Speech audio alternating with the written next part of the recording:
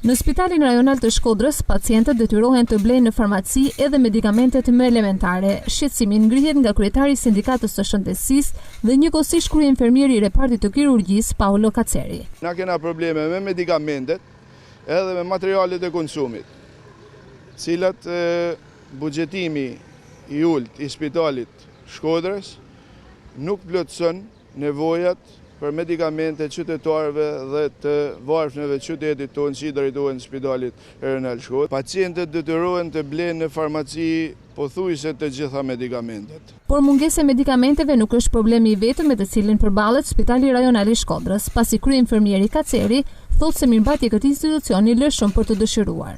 Mirëmbajtja në Spitalin e Shkodrës konsiston te faza 3 e rikonstruktimit ose e kryes punimeve të Spitalit Shkodrës, ku ka shumë probleme kjo fazë dhe ka deficitet mëdha në rrëdhomat e pacientëve, ka deficitet mëdha në pastërtinë e ambienteve.